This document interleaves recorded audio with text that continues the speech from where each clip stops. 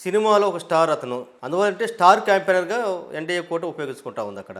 ఇతను ఒక cinema star కాబట్టి ప్రజల్ని గ్యాదర్ చేయడానికి ఉపయోగపడేటువంటి ఒక ఇన్‌స్ట్రుమెంట్ లాగా అతను చూసుకునే క్రమంలో వాళ్ళ భావాలు చెప్పుకోవడం కోసం ఇతను ఉపయోగిస్తున్నాడు తప్ప నాకు తెలిసి అంత అంత రిజల్ట్ ఏమి ఉండవనుకోండి. ఎందుకంటే మొన్న గ్రేటర్ హైదరాబాద్‌లో పోటీ చేశాడు సింగిల్‌గా.